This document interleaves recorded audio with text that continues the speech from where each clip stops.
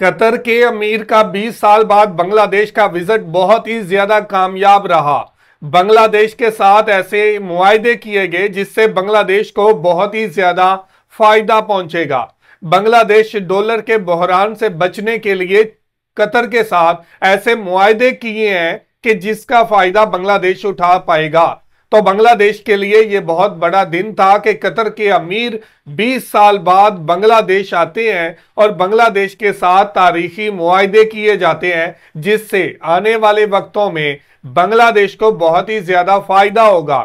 तो अमीर कतर ने बांग्लादेश के साथ एनर्जी को लेकर क्या मुआहदे किए हैं और डॉलर की बहरान को खत्म करने के लिए क्या इकदाम किए गए हैं, तो आज इसी हवाले से वीडियो है। वीडियो की तरफ बढ़ने से पहले आप दोस्तों से गुजारिश है, अगर आप चैनल पे नए हैं तो चैनल को सब्सक्राइब करें, साथ बने बेल आइकॉन को भी दबाएं ताकि आपको वीडियो का नोटिफिकेशन सबसे पहले मिलता रहे। चलें वीडियो शुरू करते हैं जी। 1 2 3 गो। কাতার থেকে বছরে 274 কোটি ডলারের পণ্য আমদানি করে বাংলাদেশ, আর সবশেষ হিসাবে দেশটিতে রপ্তানি হয় প্রায় 9 কোটি ডলারের পণ্য। মূলত এলএনজি আমদানিতে বড় অঙ্কের অর্থ গুনতে হচ্ছে বাংলাদেশকে। বৈদেশিক মুদ্রার সংকটকালে সরকার বাকিতে গ্যাস কেনার চেষ্টা করছে। কাতারের আমিরের ঢাকা সফরে সেই প্রস্তাব দেবে বাংলাদেশ। এছাড়া দেশটির প্রতি বিনিয়োগ বাড়ানোরও আহ্বান থাকবে। বিকাশে কম খরচে ক্যাশ আউটের লিমিট বেড়ে 50,000, প্রিয় এজেন্টও 2টা। তেল গ্যাস সমৃদ্ধ মধ্যপ্রাচ্যের দেশ কাতার। দেশটি থেকে তরলীকৃত প্রাকৃতিক গ্যাস, সার, পেট্রোলিয়াম পণ্য আমদানি করে বাংলাদেশ। 2017 সালে করা দীর্ঘমেয়াদী চুক্তির আওতায় বছরে প্রায় 3 মিলিয়ন টন এলএনজি আমদানি হয়। পরিসংখ্যান বলছে 2000 সালে কাতারে বাংলাদেশের রপ্তানি ছিল প্রায় 24 লাখ ডলারের পণ্য, আমদানি ছিল 45 লাখ ডলারের। এলএনজি সারের মতো পণ্যে ভর করে কাতার থেকে বার্ষিক আমদানি বেড়ে দাঁড়িয়েছে 274 কোটি ডলারে। দেশটিতে প্রায় 4 লাখ বাংলাদেশি কাজ করেন। 2022 সালে গ্যাসের দাম খোলাবাজারে কয়েক গুণ বাড়ে।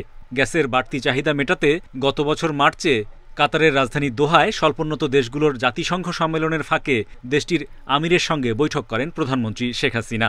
আহ্বান জানান এলএনজি সরবরাহ বাড়ানোর, যার ধারাবাহিকতায় জুন মাসে আরও একটি দীর্ঘমেয়াদী চুক্তি সই হয় দুই দেশের মধ্যে, যার মাধ্যমে 2026 সাল থেকে বছরে আরও 18 লাখ টন এলএনজি মিলবে। সোমবার কাতারের আমির Sheikh Tamim bin Hamad Al Thani 2 দিনের রাষ্ট্রীয় সফরে বাংলাদেশে আসছেন। এই সফরে দুদেশের মধ্যে ব্যবসা বাণিজ্য ও বিনিয়োগ বৃদ্ধি, বন্দি বিনিময়, দ্বৈত কর পরিহার, জনশক্তি রপ্তানি সহ বিভিন্ন বিষয়ে 11 চুক্তি ও সমঝোতা স্মারক সই হতে পারে। জানা গেছে কাতারের বন্দর ব্যবস্থাপনা প্রতিষ্ঠান মাওয়ানি বাংলাদেশেও বন্দর পরিচালনায় আগ্রহী।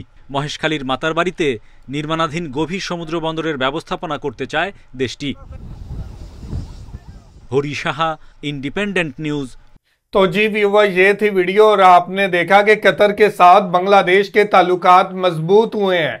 कतर के अमीर को पता चल चुका है कि बांग्लादेश कितना बड़ा पार्टनर है कतर का और बांग्लादेश कितनी बड़ी मार्केट है कतर के लिए। कतर ने बांग्लादेश के साथ ऐसे मुआहदे किए हैं जिसमें कतर के साथ साथ बांग्लादेश को भी भारी मुनाफा होगा। बांग्लादेश अपनी एनर्जी सेक्टर को पूरा करने के लिए तेल और गैस कतर से खरीदेगा और कम कीमत पे खरीदेगा, जिससे बांग्लादेशी अवाम को भी काफी ज्यादा रिलीफ मिलेगा। और बांग्लादेश की गवर्नमेंट ने बड़े फैसले किए हैं अमीर कतर के साथ मिलकर।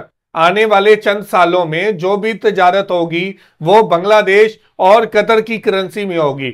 डॉलर के बोझ को कम किया जाएगा और बांग्लादेश की जरूरत को पूरा करेगा कतर। तो ये एक बहुत ही खुशाइंदा मुआहदे हैं, ये बहुत ही अच्छे मुआहदे हैं जिससे बांग्लादेशी अवाम को भी काफी ज्यादा रिलीफ मिलेगा। तो ये थी आज की वीडियो। आप इस वीडियो के बारे में क्या कहना चाहते हैं जरूर कमेंट करके हमें बताइएगा। बहुत शुक्रिया।